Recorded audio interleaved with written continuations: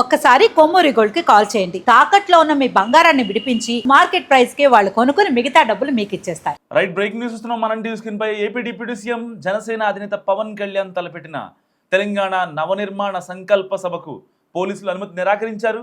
రాష్ట్ర ఆవిర్భావ వేడుకలు శాంతి భద్రతల దృష్ట్యా అనుమతి నిరాకరిస్తున్నట్లు పోలీసులు వెల్లడించారు.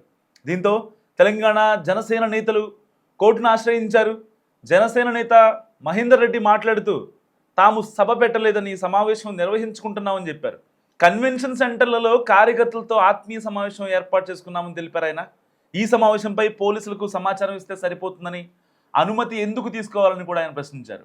సరైన కారణాలు చెప్పకుండా పోలీసులు అనుమతి నిరాకరించారని, లా అండ్ ఆర్డర్ ఇష్యూ వస్తుందని చెప్పారు అని జనసేన నేతలు మండిపడుతున్నారు.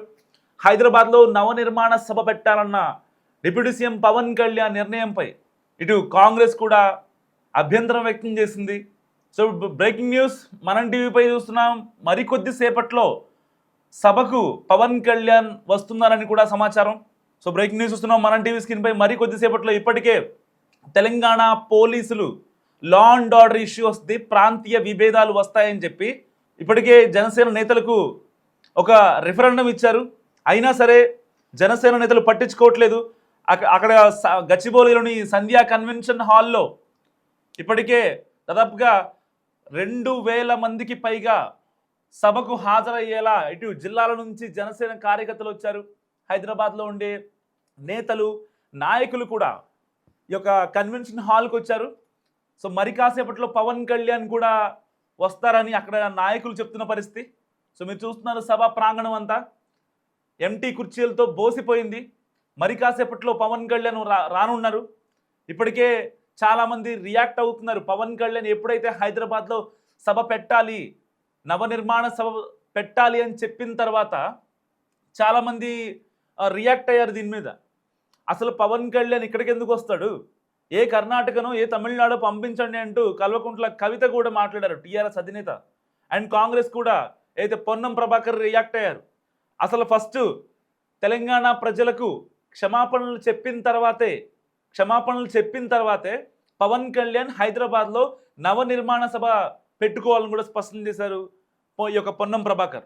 తెలంగాణ అస్తిత్వం, ఆత్మగౌరవం దెబ్బతీసేలా మాట్లాడిన పవన్ కళ్యాణ్ బీజేపీ అజెండా మోస్తున్నారని కూడా పొన్నం ప్రభాకర్ ఆరోపించారు. సో తెలంగాణ ఆవిర్భావ దినోత్సవం రోజే ఎందుకు సభ పెడుతున్నారో చెప్పాలని కూడా పొన్నం డిమాండ్ చేశారు. అప్పట్లో వీళ్ళ వల్ల నాకు ఇబ్బంది అవుతుంది, తెలంగాణ ప్రజల వల్ల నాకు నామోషిగా ఉందని పవన్ కళ్యాణ్ అన్నారు. కాబట్టి పవన్ కళ్యాణ్ తెలంగాణ ప్రజలకు బహిరంగ క్షమాపణ చెప్పిన తర్వాతే ఇక్కడ సభ ఏర్పాటు చేసుకోవాలంటూ కూడా పొన్నం ప్రభాకర్ సూచించారు.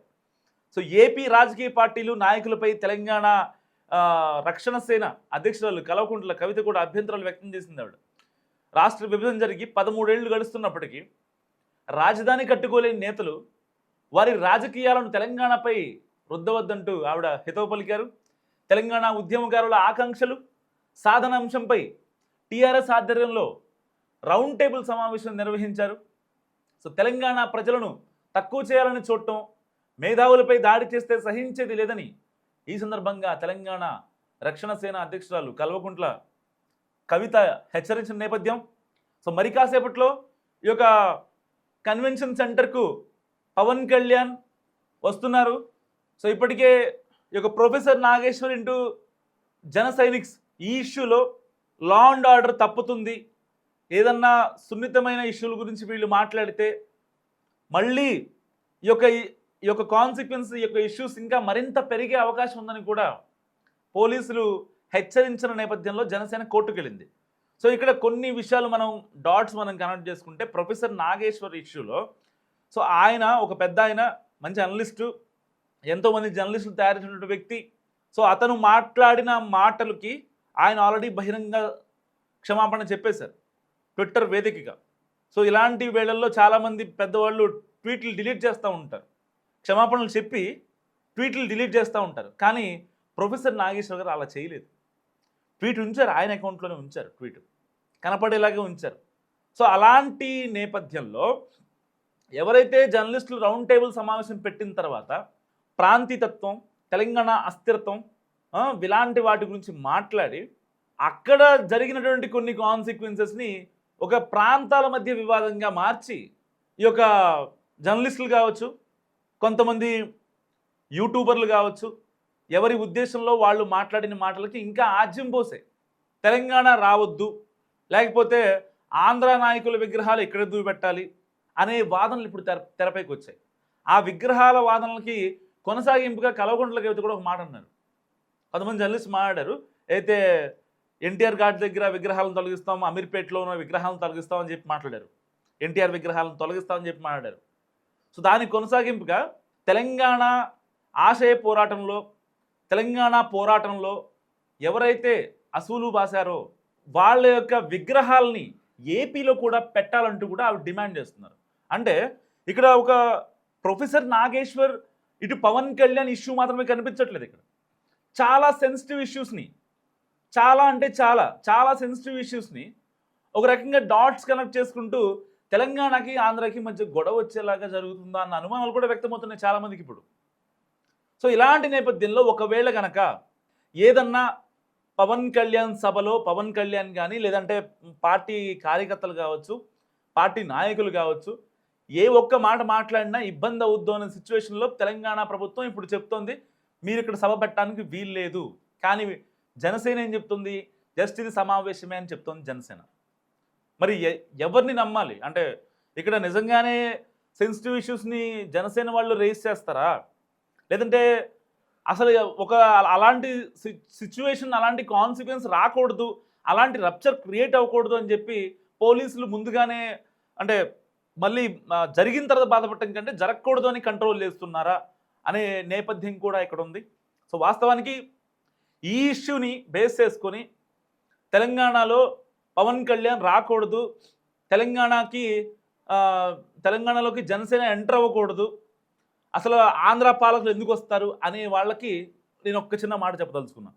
పవన్ కళ్యాణ్ అనే వ్యక్తి ఎప్పటి నుంచో తెలంగాణకి ట్యాక్సులు కడుతున్నారు. ఆయన ఇల్లు కూడా తెలంగాణలో ఉంది. అధికారం వచ్చి ఇన్నేళ్ళు అవుతున్నా కానీ ఏపీలో ఆయన ఎక్కడా కూడా శాస్త్ర ఇల్లు పెట్టుకోలేదు. రీసెంట్గా పిఠాపురంలో పెట్టుకున్నారు. సరే, ఆయన కాన్స్టిట్యున్సీ కాబట్టి అక్కడ ఒక ఇల్లు ఉంటుంది, అదొక క్యాంప్ ఆఫీస్ లాగా ఉంటుంది. తాడేపల్లిలో డిప్యూటీ సీఎం ఆఫీసులు ఉన్నా.